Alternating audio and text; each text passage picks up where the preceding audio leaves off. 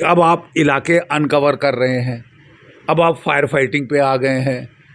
वहाँ आज गया तो इधर से ट्रूप लगाओ, वहाँ ले जाओ, अब यहाँ पे आया तो वहाँ से वापस लाओ, इधर उधर इधर उधर। आप ऐसे ही कथाकली कराते रहेंगे अपने लड़कों को तो थका देंगे बेवजह।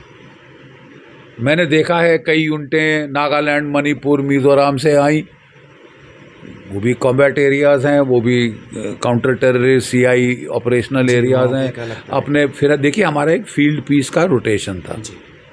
अब क्या है कि वो पीस आए, चलो रजौरी, चलो पुंछ, चलो रियासी, चलो कठुआ, चलो ये दौड़ते फिरो। मतलब पीस स्टेशन कहाँ गया? इसी पीस स्टेशन किस लिए चाहिए?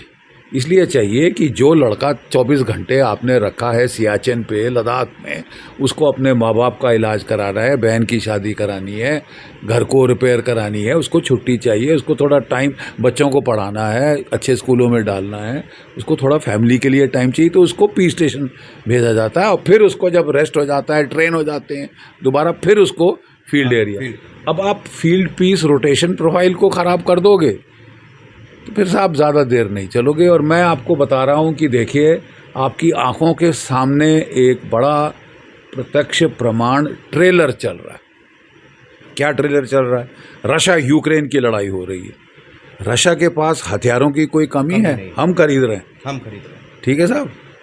लेकिन रशिया ने भी 1.5 लाख से 2.5 लाख की फौज पे हमला किया, ठीक है साहब। कुछ देर तो चल गया, जो वेपन थे उनका फ़ायदा उठा के चल गया, थोड़ी देर के बाद जी बाहर आ गई। भाई थक जाता है इंसान यार, उसको रेस्ट रोटेट करना पड़ता है। जो घायल हैं उसके बदले नए लड़के लाने पड़ते हैं। आप वो मैन पावर ही कार्ड नहीं, 90,000 काफ़ी है, कर लो। तो पुतिन साहब ने उस वक़्त बोला, लेने के देने पड़ गए। 3 साल लड़ाई खिंच गई है, जिसकी बात चल रही थी कि 10 दिन में हम खत्म कर देंगे। ये ट्रेलर सामने चल रहा है कि साहब केवल हथियार से जीत नहीं आती।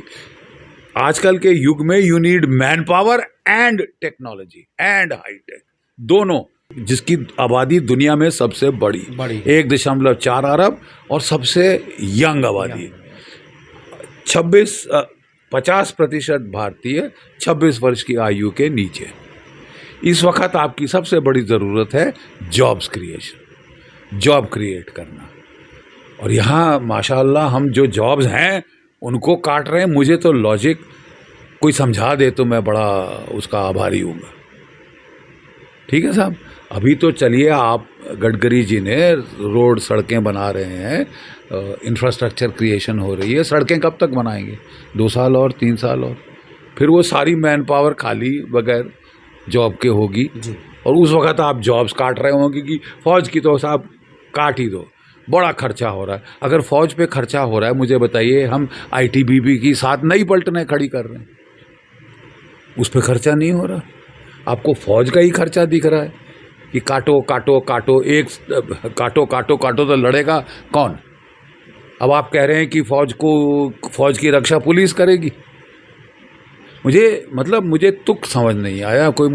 मैं 37 साल झक मारी है फ़ौज में, हर लड़ाई का मैदान देखा। 1971 पंजाब जी, कारगिल, रजौरी, पुंछ, किश्तवाड़, सब जगह लड़ा हूँ मैं। लगातार मेरा पूरा जीवन लड़ाई में गया। मैंने पहली बार ऐसा होता हुआ देखा है कि हम अपनी दुम काट रहे हैं, जिस डाल पे बैठे हैं उसी को काटने में लग गए हैं कि साहब मैन पावर हमारी सबसे बड़ी प्रॉब्लम है।